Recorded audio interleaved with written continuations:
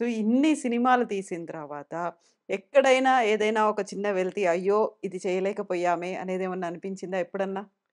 మా నాన్నగారికి ఉందా? ఉండేదండి అది. హ్మ్. ఆహ్, 'సీతారామయ్య' గారి మనవరాలు చూసిన తర్వాత అబ్బా! చాలా గొప్పగా ఉంది. నాగేశ్వరరావుతోటి ఇది మనం చేసుంటే బాగుండేది ఆ! అని, అని అని అన్నారు ఆయన. ఓహ్! అరే! భలే ఉండేదిది. హ్మ్.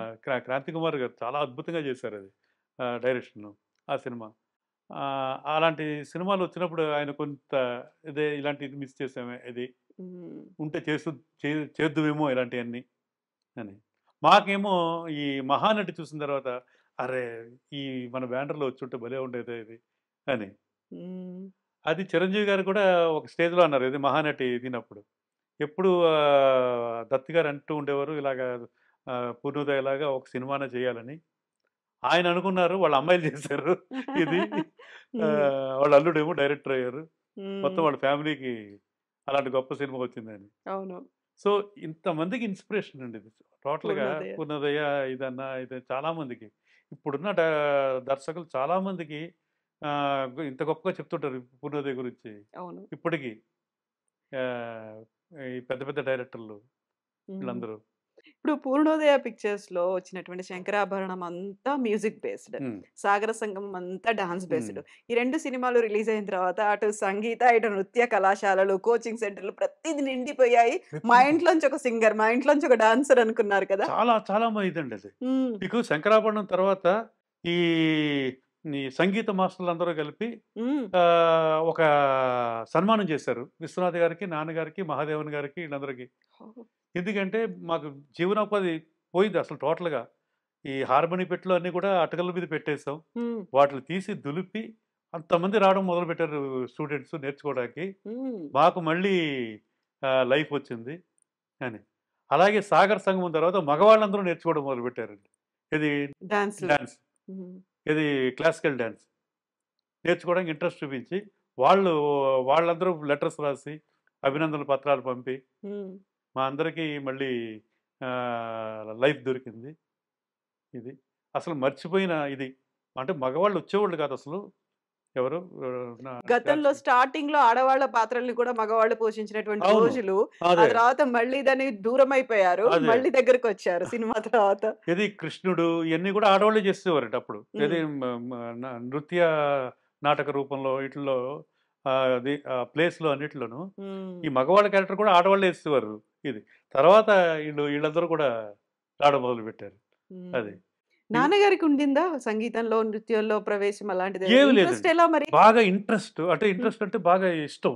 హ్మ్. చిన్నప్పుడు వాళ్ళ సిస్టర్స్ అందరూ కూడా వయలిన్ ఇయన్నీ నేర్చుకునేవారంట. ఓకే. అయన్నీ చూసి అయ్యో! చాలా బావుంది. నేను ఏదో నేర్చుకుంటే బావుండునా అనిపించింది. కుదరలేదంట అప్పుడు టోటల్‌గా. హ్మ్. ఆయన స్కూల్ టైమ్ నుంచే నాటకాలు ఇదండి టోటల్‌గా. నా నాటకాలేసి చిన్న చిన్న ప్లేస్ ఇలా చేసి అలా కాలేజ్ టైమ్‌లో ఇయన్నీ గూడా. ఆయన ఇంట్రెస్ట్ అంతా అలాగుండేది. నటుడు, దర్శకుడు హ్మ్. అలా. సో, దానివల్లనే ఆయన సబ్జెక్ట్ సైడ్ అది కూడా కొంచెం హ్మ్. ఎక్కువ గ్రిప్ ఉండేది. హ్మ్.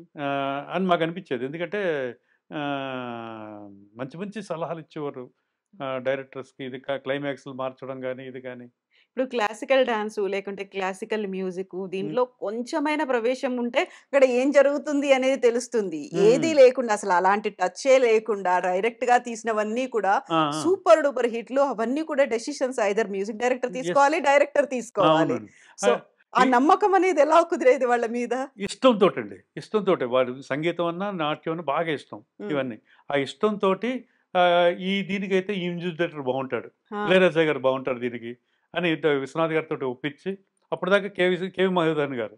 ఆయన ఒకటి అయితే బాగా బ్రహ్మాండమైన హిట్స్ ఇచ్చారు. విశ్వనాథ్ గారికి వాళ్ళిద్దరి కాంబినేషన్‌లో. ఒక చేంజ్‌కి హ్మ్. ఇది ఉంటది.